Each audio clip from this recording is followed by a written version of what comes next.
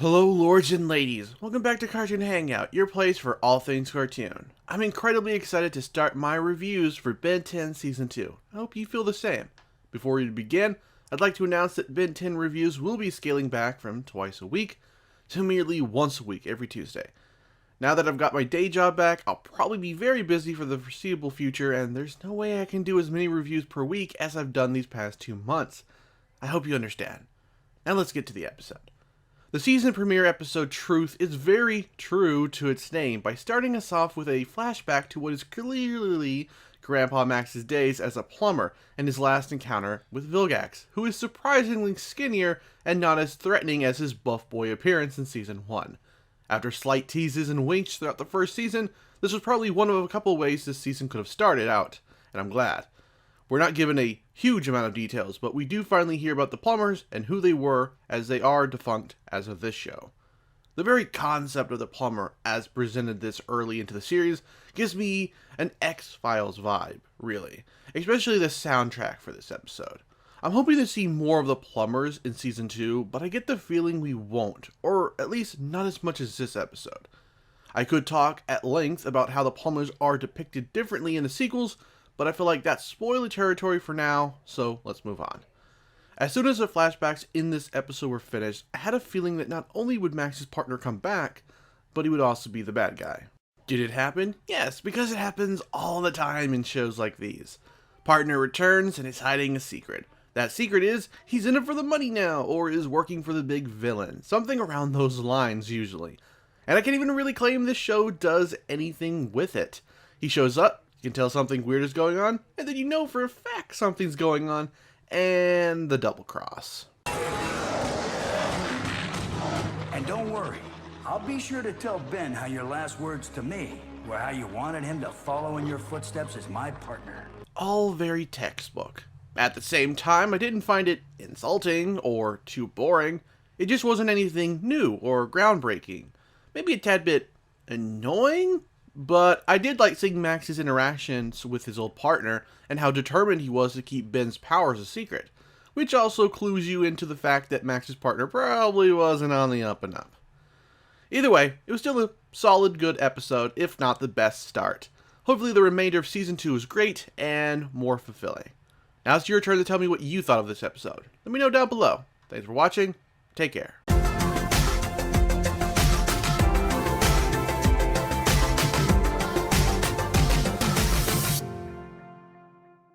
Hello lords and ladies, welcome back to Cartoon Hangout, your place for all things cartoon.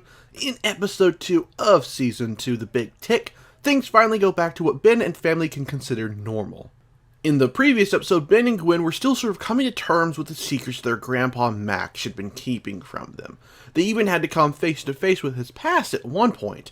But this episode truly marks a return to the old grindstone in terms of a random threat appearing and Ben having to save the day. And this time, it was a giant tick. No, not that tick. An alien tick that feeds on whirls, accompanied by 3 religious zealots / servants who, or whatever you want to call them. Wait, that actually sounds really familiar. Could this? No, it couldn't be. Yes, it is. It's a reference to the Marvel Comics character Galactus and his cosmic herald, Silver Surfer. I guess it makes sense for such references considering who Men of Action are, but it's still pretty cool. Maybe it's solely because of my expectations coming off the finale for Season 1, but I was a little disappointed by this episode. Episode 1 of the season rightfully had us pick up a little of the story thread from the finale, about Grandpa Max's days as a plumber, but then we don't get anything more in this episode. I guess I'm just realizing that the original series didn't have much of an ongoing arc. Sure, Season 1 had Vilgax, but most episodes were definitely standalone, outside of the occasional wink to the audience regarding Max's secrets. I'm pretty sure we'll quickly get introduced to the big baddies of Season 2, but I am definitely a more narrative-focused fan. I do want to point out that this is really my only huge disappointment with the episode. The action and comedy were all on point. I was just hoping for something more than your standard Ben 10 episode after that amazing finale. Moving on from that, we are introduced to a brand new alien of Ben's, Cannonbolt. While normally Ben does go through a slight trial whenever he gets a new alien form, he ends up facing a challenge when it comes to this new one. As far as he knows, it has no offensive capabilities. I think this is one of my favorite parts about the series, wherein Ben needs to learn to change the way he thinks depending on the alien form he takes. Most times he's facing a much more mobile threat, so against any other villain, and I think Cannonbolt would have been mastered a little quicker. But against this Galactus-esque threat, it's like fighting a tick with a pill bug, or at least that's what the alien reminds me of. I do have one slight nitpick, but the aliens reveal that this tick feeds on the planet, corrupting it, then destroys it once the planet is finished. If the tick alien was about to destroy the planet, are we left to assume that it managed to turn the entire world into this? I don't understand why we never got a peek at that happening, if that's not the case. And then once it was killed, which was incredibly disturbing to watch, but awesome, everything turns back to normal instantly? Kind of a cop-out in my opinion. I get the logistics of it, but go big or go home, I always say. And that's all I've got to say. What did you think? Let me know down below. Thanks for watching, and take care.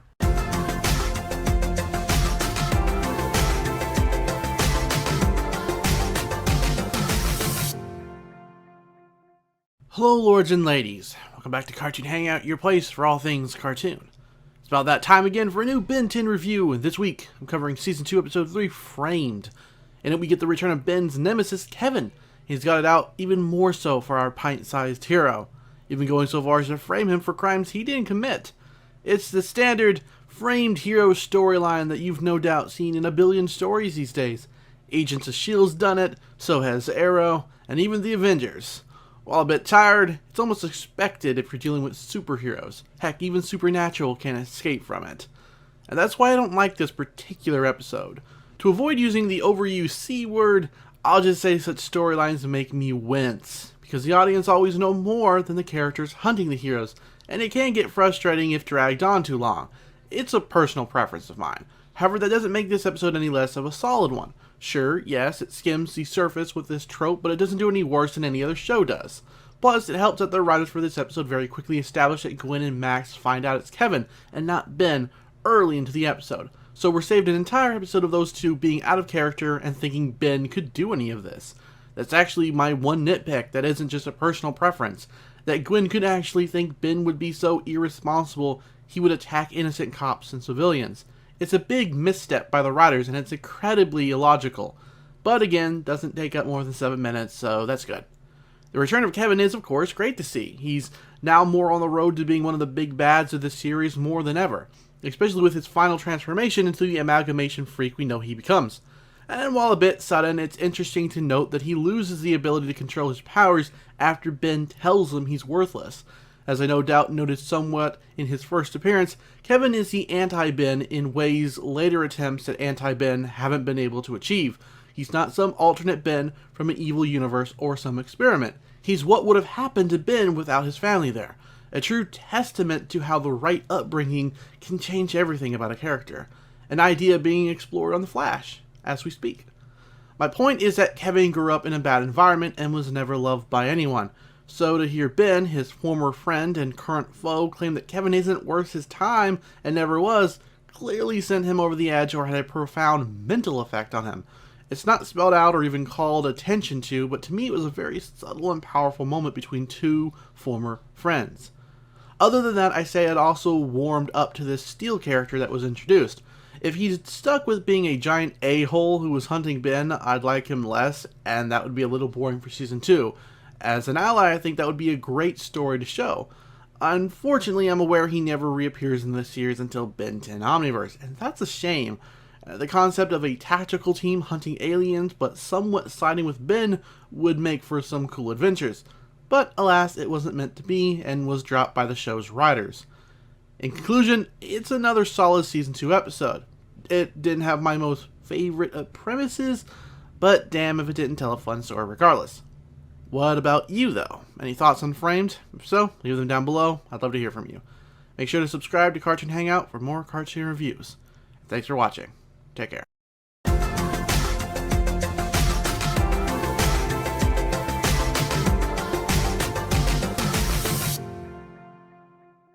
Hello, lords and ladies. Welcome back to Cartoon Hangout, your place for all things cartoon. In almost any superhero story, heck, any story in general, You may encounter the classic what-if scenario where a hero discovers he or she is no longer the hero. Usually a plot device to show how either the hero was always destined to be the hero, or what life would be like if they forsaked their calling. This is often done through magic, time travel, or is revealed to be a dream or hallucination. Since I've been on a supernatural kick in that series, the episode What Is and What Should Never Be has a Jinn trick Dean into thinking he has been granted the wish of never becoming a hunter, and it explores how his new life diverges from the real world. The downside being all the folks he and his brother saved died since the brothers were no longer hunters. Subsequently, the Ben 10 episode, Gwen 10, imagines what would have happened if Gwen had been granted the Omnitrix and not Ben. It's a mix of reimagining the first episode of Season 1 and the final episode of the season, the major differences being how cool and capable Gwen is with the watch, since she's a little smarter than her cousin. The episode doesn't do anything hugely different with the concept I discussed above, but it still manages to show off what a more smarter character could do with the watch, and it's a blast to watch. Gwen spends much of the early show as support along with Max, but of course we all know she gains her own style with magic later on, so it's cool to envision what a world would be like with Ben as support and not Gwen. And I think the writing really showed not only how different the two are concerning their use of the watch, but also how similar. With more knowledge under his belt, Ben almost becomes a male Gwen, as he constantly nags Gwen on her less than heroic use of the watch when she uses it for fun. It proves, at least in this episode, how mature he's grown over the course of seasons 1 and 2. Of course, this is a what-if episode, and therefore non-canon, so that could be all for nothing. But I think it's still gotta be said. I don't think there's much else to be said, though, as this is just a fusion of episodes 1 and 13 of season 1, just with the what-if scenario playing out. Some of the best moments were Ben blasting Vilgax back into his ship, that's gotta hurt, and Max briefly getting his turn with the watch. Almost makes me wish for a series where they all three shared it or had their own, but that would ultimately take away what makes each character unique. So, what did you think of the episode Gwen 10? Does it make you pine for a Gwen spinoff? Sound off in the comments down below, and be sure to subscribe to this channel for more Ben 10 reviews every week, alongside a host of other great content. Thanks for watching, and take care.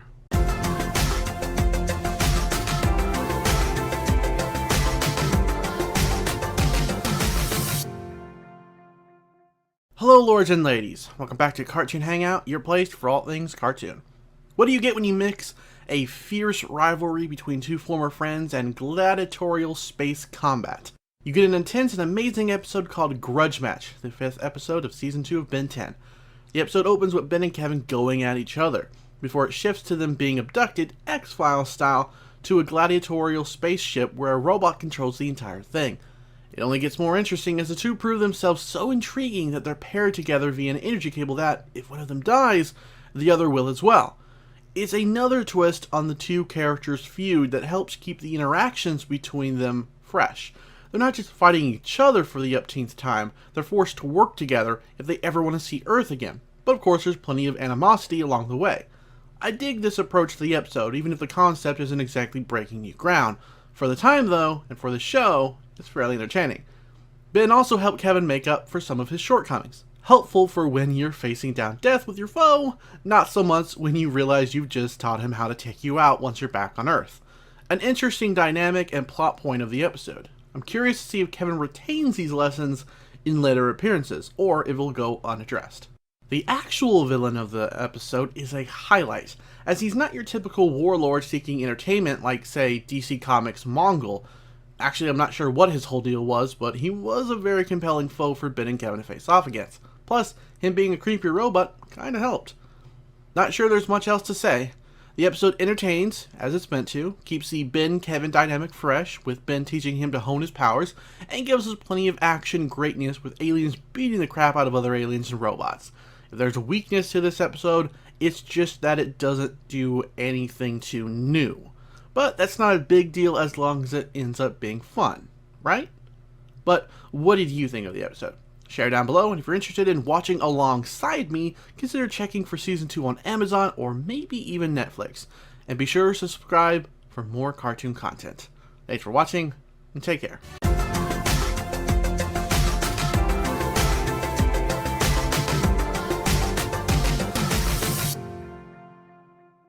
Hello, lords and ladies. Welcome back to Cartoon Hangout, your place for all things cartoon.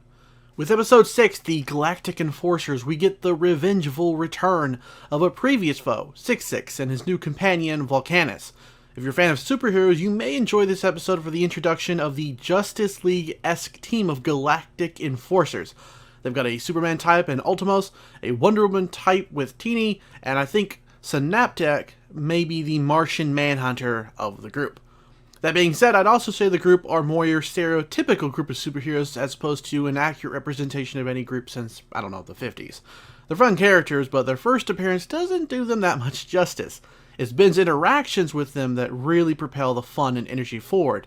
Basically, I wouldn't watch a Galactic Enforcers TV show if this was a pilot for it. I think the action scenes for this episode probably weren't the best the show has to offer. That could be chalked up to how strict the superheroes were in regards to their rules, but it also left much to be desired anyways. Ben's moments were still pretty good though. Ultimately, I'd say this is definitely a very standard Ben 10 episode. The addition of real-life alien superheroes shook things up a little, but that doesn't really help disguise the paper-thin reason for 66 and his henchmen from heading to Earth to, I guess, hold the galaxy hostage in exchange for not blowing everyone up. It's a boring plot that's only saved slightly by Ben's energy and excitement to meet these other heroes. Everything else sort of falls by the wayside.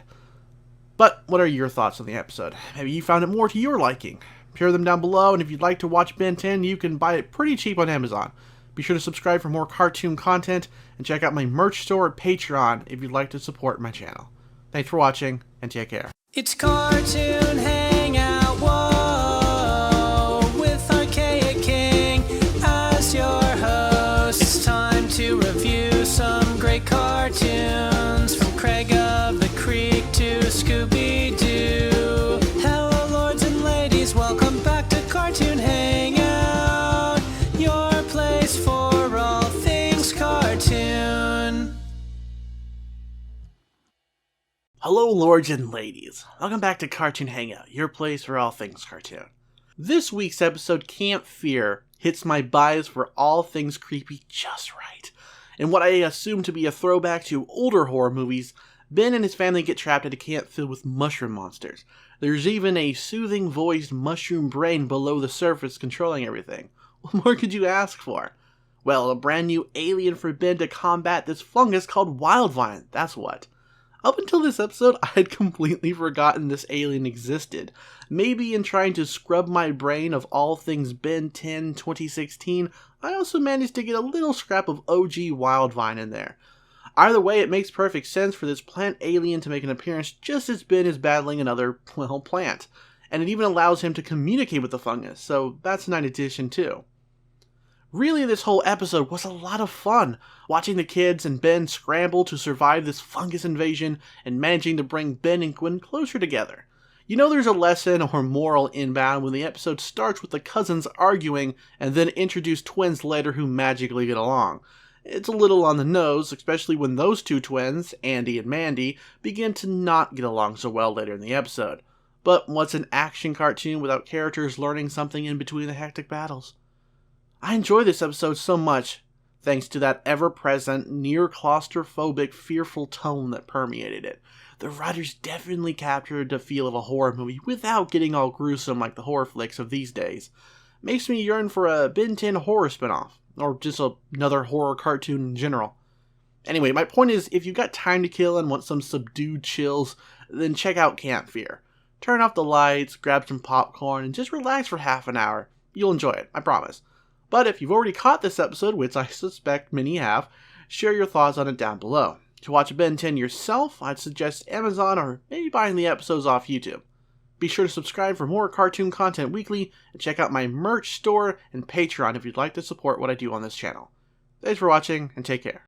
It's Cartoon Hangout, whoa, with Archaic King as your host. It's time to review some great cartoons, from Craig of the Creek to Scooby-Doo. Hello, lords and ladies, welcome back to Cartoon Hangout, your place for all things cartoon. Hello, lords and ladies. Welcome back to Cartoon Hangout, your place for all things cartoon. Episode 8, Ultimate Weapon, has all the hallmarks of being one of the better episodes of this second season. The return of the Forever Knights was both expected and great, there were plenty of exhilarating action scenes, and the story of a sword that can shape human destiny is both cool and epic, causing Max to become on edge for a lot of drama. All the best ingredients are here, but there are some missteps that prevent it from reaching the status of a great episode. From the get-go, you may notice that once the mask is revealed to be found, Max becomes on edge.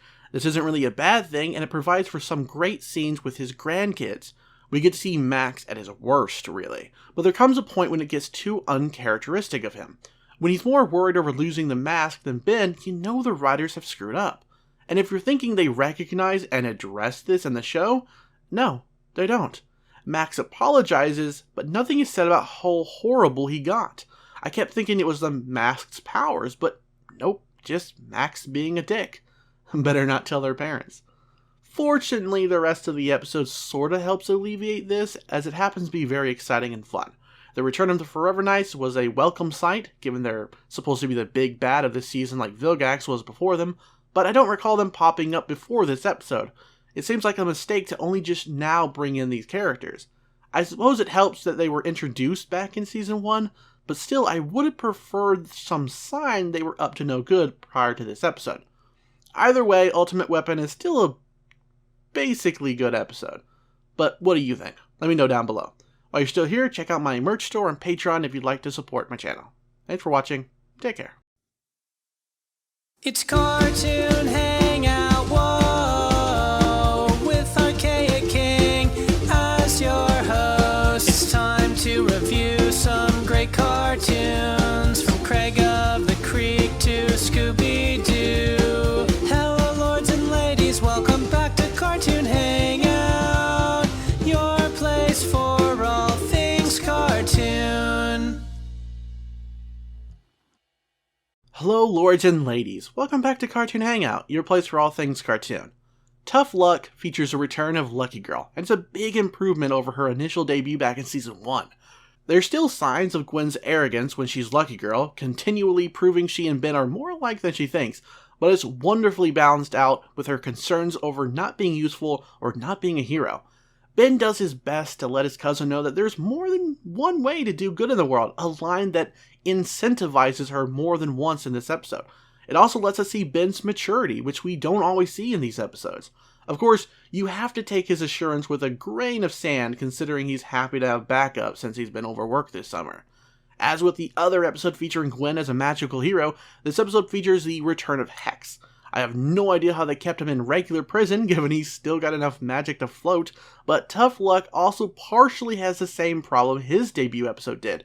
He's not a force to be reckoned with. He can give the characters some run for their money, but his magic never seems to really be as effective against Ben's brute force as I'd like. Granted, he's a little more competent this time around, yet his own niece takes him out of the fight. Ouch. Dude, for a cool as hell character voiced by Cyborg, you suck. Luckily, I like Charmcaster, one of the most attractive cartoon characters, and her debut is pretty fun. She's definitely a little more subdued, which weirded me out considering how she is in later series. Isn't this the most fun ever? But then by episode's end, you realize it was probably all an act. The submissive, kinky niece too afraid of her uncle's powers to go against him. Essentially, the episode is a slight improvement over the last Lucky Girl episode, but it does contain some of the same mistakes. Good thing it's got some slick animations, good interactions between our characters, and plenty of action to keep you distracted. And we seem to maybe be building towards something regarding Gwen and her affinity for magic, as seen when she wields a master staff and the magic orb thing winks back to life as she rides away. Whether this will pay off this season, I don't recall. If anything, this could just be setting up for another Lucky Girl episode in the next season. Either way, I hope it sticks with Charmcaster as a villain, because somehow she's far more threatening than her uncle. Anyways, what did you think about this episode? Do you think the writers don't treat Hex as a legit threat? Or am I just crazy? Sound off below. Thanks for watching and take care.